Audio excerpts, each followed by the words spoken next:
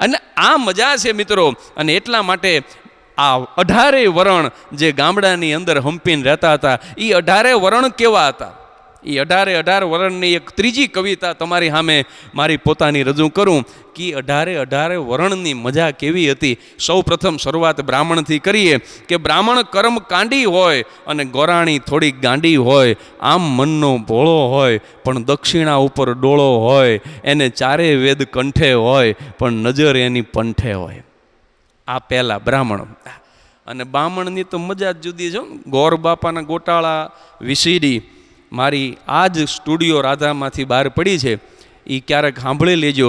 આખી 1 કલાકની વીસીડી બ્રાહ્મણો ઉપર કરી છે, પણ એમાં જે વાત નથી કરી એવી એક બ્રાહ્મણની વાત તમને નવી રજૂ કરી દઉં અને પછી આપણે તરત બીજી જ્ઞાતિ ઉપર જતા રહી કે બ્રાહ્મણ કેવો હોય.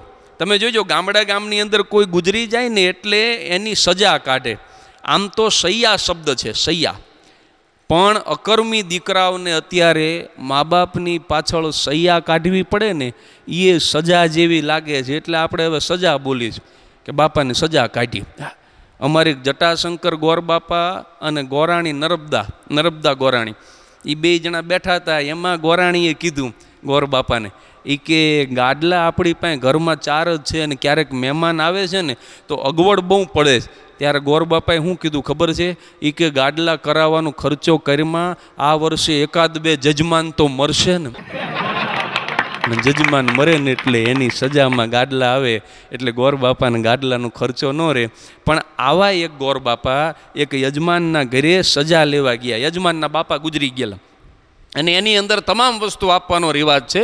કપડાં આપે, ગાડલા, ગોદડા. અરે એની લાકડી, જે લાકડીના ટેકે હાલતો હોય તો એક નવી લાકડી, છીકણી ઊંઘતો હોય તો છીકણી, ચશ્મા પહેરતો હોય તો ચશ્મા, છત્રી ઓઢતો હોય તો છત્રી. ટૂંકમાં તમામ વસ્તુ મરનારની પાછળ એનો પરિવાર ગોર બાપાને આપે. અને એવી માન્યતા છે કે જે વસ્તુ બ્રાહ્મણને આપી એ ડાયરેક્ટ બાપાને પૂગી જાય. એટલા માટે થઈને માણસો આપે. તો બાપા આવી એક સજા લેવા ગયેલા અને એકાદ ગાડું ભરી અને બધો સામાન ભેગો કરીને ગોર બાપા જેવા હાલતા થયા. તે ઓલો મરી ગયો તો ને એનો નાનો દીકરો વાહે આવ્યો. એ કે જટાભા કે શું? તો કે આ જે કંઈ તમને આપ્યું એ બધું મારા બાપાને ડાયરેક્ટ પૂગી જાય.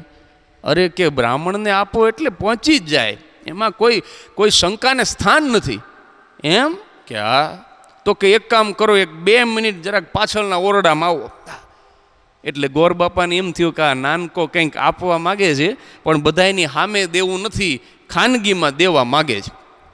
એટલે જટાશંકર ગોર તો રાજી થતા આગળ નાનકો, પાછળ ગોર બાપા પાછળના રૂમમાં ગયા ને એટલે નાનકાએ બારણું બંધ કરી દીધું. અને પછી ગોર બાપાને કે ખરેખર બધું પહોંચી જશે ને? અરે કે 100% પહોંચી જાય. ભલા મને આ દુનિયા મૂર્ખી છે, આ બ્રાહ્મણને ગાડા ભરી દેશ. તો કે એક કામ કરો ગોર બાપા, જરાક જભો ઊંચો કરો.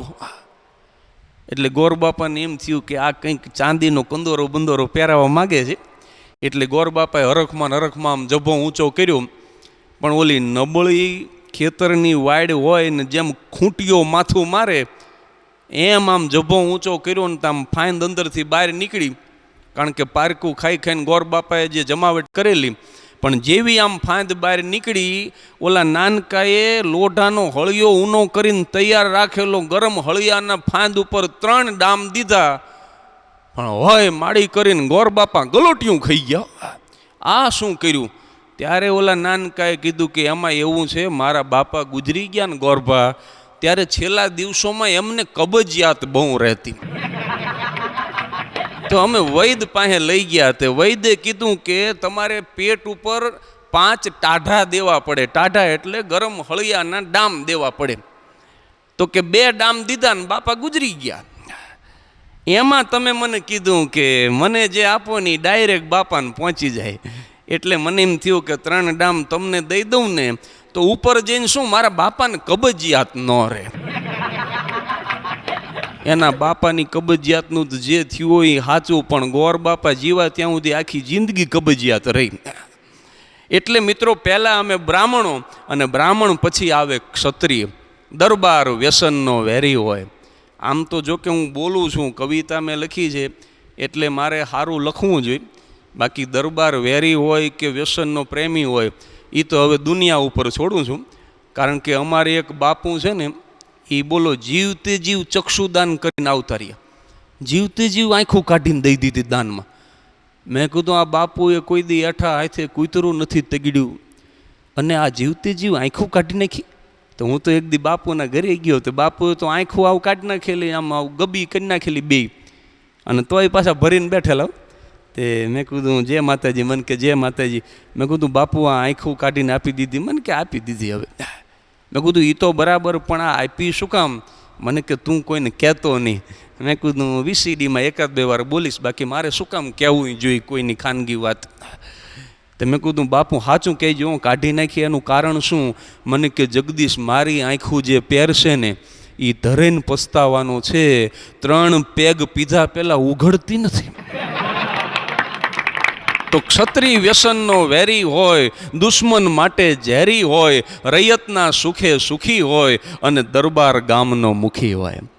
અને દરબાર પછી આવે વાણીઓ કે શેઠીઓ કાયમ હાજો હોય, ડીલે તાજો માજો હોય. વાણીઓ તમે જોજો, આમ શરીર એનું લોઠકું હોય. શેઠીઓ કાયમ હાજો હોય ને ડીલે તાજો માજો હોય. વાણિયામાં તમે જોજો, બ્રાહ્મણ પાસે સરસ્વતી હોય એટલે લક્ષ્મી ન હોય, અને વાણિયા પાસે તમે જોજો લક્ષ્મી હોય પણ સરસ્વતી ન હોય. અને વાણિયા ચતુરાઈની અંદર બહુ હોશિયાર કોમ ગણાય, ચાલાકીમાં ચતુરાઈમાં. પણ એમાંય અમારે ઝાલાવાડના વાણિયા, ઝાલાવાડના વાણિયાને ઘડીને તો પછી મહાવીર સ્વામીએ હાથ ધોઈ નાખ્યા. ભગવાન થાકી ગયો કે આનાથી આગળ કાંઈ હવે થાય નહીં. તમને એક જ દાખલો આપું. પ્રકાશ, અમારે સુરેન્દ્રનગરનો પ્રકાશ, એને બધાય પ્રકાશ કહે. હવે પ્રકાશ મોટો થયો, ઉંમર લાયક. હવે ઉંમર લાયક એટલે એનામાં લાયકાત એક જ હતી મૂર્તિયામાં, કે એ ઉંમર લાયક હતો. બાકી બીજી કોઈ લાયકાત નહીં. શરીરમાં હૂક લકડી, કાળો ડિબાંગ, એસએસસીમાં 8 વખત નાપાસ, જીભ જલાય. મેં કીધું ને સરસ્વતી ઘણીવાર ન હોય. આવો પ્રકાશ. પણ એના બાપાએ જે બુદ્ધિ દોડાવી ભાઈ, પ્રકાશને મોકલો મુંબઈ, અને પછી સુરેન્દ્રનગર જિલ્લાના ગામડામાં વાતું વહેતી કરી. હા, અમારો પ્રકાશ તો મુંબઈ સેટ થઈ ગયો, એક્સપોર્ટ ઇમ્પોર્ટનો ધંધો કરે છે, ભાઈંદરમાં ફ્લેટ લીધો, બોરીવલીમાં ઓફિસ કરી. આવી વાત ભાઈ વહેતી કરી. અને ગામડાના જે કન્યાના મા બાપ જેટલા વાણિયા હતા ને, બધા એને વિચાર આવ્યો કે મુંબઈની અંદર સેટ થઈ ગયેલો મૂર્તિઓ મળતો હોય તો ભલે થોડોક કાળો હોય, ભલે થોડીક જીભ જલાતી હોય, ભલે નોન મેટ્રિક હોય, પણ મુંબઈમાં જો દીકરી સુખી થઈને રહી શકતી હોય ને તો આપણી ગ્રેજ્યુએટ દીકરી દેવી છે. અને ગ્રેજ્યુએટ દીકરીઓના માગા મીંડા આવવા. પ્રકાશના બાપાએ લગભગ 70 દીકરીઓના બાયોડેટા મગાવ્યા. અને એમાંથી ભાઈ પાણી પીવે ને તો આમ પાણી દેખાય એવી રૂપરૂપના અંબાર જેવી એક કન્યા ગોતી ભાઈ. અને પ્રકાશનું નક્કી કર્યું. તો વાણિયાની ભાષામાં જેને કહેવાય બોલ બોલ્યા. અને બોલ બોલવાના હતા ને તેથી સવારે સૌરાષ્ટ્ર મેલમાં પ્રકાશ સુરેન્દ્રનગર આવ્યો ને સાંજના મેલમાં તો જતો રહ્યો. અમારે પ્રકાશને ટાઈમ નથી. મુંબઈમાં એવો ધંધો જામી ગયો છે, આજ એક દીમાં તો 5,000 રૂપિયાની ખોટ ગઈ. આવી વાતું કરે બોલ બોલતા તે વખતે. અને હાંજના મેલમાં તો પ્રકાશ રવાના. પણ જેવો પ્રકાશ 6 મહિના પછી પરણી ગયો અને પરિણાને 1 જ મહિનો વીતો ભાઈ, અને સૌરાષ્ટ્ર મેલમાં બોરિયા બિસ્તરા લઈ ચેક રિટર્ન પાછો સુરેન્દ્રનગર ભેગો થઈ ગયો. અને બીજે દી એના બાપાની ખખડી ગયેલી દુકાનમાં કાટ ખાઈ ગયેલું ત્રાજવું, જૂના કાટલા, 2-3 પ્લાસ્ટિકની બરણી આવું લઈને કોથળા ઉપર બેહીને પ્રકાશ મીંડો વેપાર કરવા. એક દી મેં પ્રકાશને પૂછ્યું, મેં કીધું આવું નાટક કર્યું શું કામ? હાવ સાચું કહેજે. કીધું મુંબઈમાં ધંધો કરતો હતો. મને કે જગદીશ તને હાવ સાચું કહું ને, મારા માસીના ઘરે રહેતો હતો અને માસીના છોકરાઓને નિશાળ તેડવા મૂકવા જતો હતો. પણ કે કોઈ દીકરી દે નહીં ને એટલે આ નાટક કર્યું. મેં કીધું આટલું બધું ખોટું બોલ્યો શું કામ? મને કે જગદીશ આપણે તો તેજસ્વી ન થઈ શક્યા, પણ આપણું અડધું અંગ જો તેજસ્વી હોય ને તો આપણી પ્રજા તો તેજસ્વી પાકે. માણસ કેટલો અઘરો થઈ ગયો. અત્યારે નોન મેટ્રિક પ્રકાશને ગ્રેજ્યુએટ શેઠાણી રોટલી રાંધીને ખવડાવે છે તો શેઠીઓ કાયમ હાજો હોય, ડીલે તાજો માજો હોય, કડે ધડે કાયમ થડે પણ શેઠાણીના પગમાં પડે. અને તલવાર ઘોડીનો સંગ હોય, આંખનો રાતો રંગ હોય. હવે પછી કઈ નાત આવે છે તમે વિચારજો કે તલવાર ઘોડીનો સંગ હોય, જેની આંખનો રાતો રંગ હોય, કાયમ દિલના રાજા હોય અને રજપૂત ફોજમાં જાજા હોય. અમારા ગામનો રજપૂતનો છોકરો હમણાં ટીવી લઈ આવ્યો. તો મેં કીધું કઈ કંપનીનું ટીવી લાવ્યું? મને કે આપણી રજપૂતની કંપનીનું જ લાવ્યું. મેં કીધું રજપૂતે ટીવીની કંપની બનાવી? ત્યારે એ ભડનો દીકરો બોલ્યો, એ કે સેમસંગ. રજપૂતમાં નામ આવે ને રામસંગ ને રૂપસંગ ને માનસંગ, એને એમ કે આખો અમારો સેમસંગ રજપૂત છે. અરે મેં કીધું આ તો પરદેશની કંપની છે. પણ એનાથી આગળ વાત કરી તો પછી આવે ખેડૂ કહેતા પટેલ. મારા છોકરાને નિશાળમાં એની બેન જે ભણાવે છે ને એને પૂછ્યું એકવાર, એ કે કોલંબસની અટક ખબર છે? તે મારો છોકરો તો અઘરો, તો એ ઊભો થઈને કે પટેલ હોવો જોઈએ. ઓલી કે કોલંબસ પટેલ ન હોય. મારો છોકરો કે બેન 100% પટેલ હોય. તો ઓલા બેન કે શેના ઉપરથી કે? તો કે વિઝા વગર પટેલ એક જ અમેરિકા જઈ શકે. કોલંબસ વિઝા વગર ગયો. પણ પટેલ કેવો હોય કે ખેડૂ ખૂબ ખંતીલો હોય, ઘરમાં જ ગમાણને ખીલો હોય, મહેનતમાં મોળું મૂકે નહીં અને શિરામણ કોઈ દી ચૂકે નહીં. ખેડૂનો દીકરો શિરામણ ન ચૂકે. શું કામ? કે શિરામણ કરે ને તો એ કાળી મજૂરી કરી શકે. અને એનાથી આગળ પછી આવે દરજી કે મેરાઈ મનમાં મલકાતો હોય, તેલ ઊંજવામાં તાતો હોય. મેરાઈ મનમાં મલકાતો હોય ને તેલ ઊંજવામાં તાતો હોયના નકોર નાકા હોય અને ટેભા એના પાકા હોય. એના ટેભા પાકા હોય, કારણ કે મેરાઈનો એ વ્યવસાય. અને એક કહેવત છે મિત્રો કે કંદોય કોઈ દુબળો ન હોય અને મેરાઈ કોઈ જાડો ન હોય. હા, એક વખત અમારે સુરેન્દ્રનગરમાં એક મદ્રાસથી દરજી આવ્યો અને નક્કી કરીને આવેલો કે સુરેન્દ્રનગરના બધા દરજીના ધંધા બંધ કરાવી દઉં. અને પહેલે જ દી પાટિયું માર્યું. પાટલુનની સિલાઈ 75 ને ચડીના 40 રૂપિયા. પણ અમારો સુરેન્દ્રનગરનો જણ મોળો પડે, એમાંય આપણો ગુજરાતી.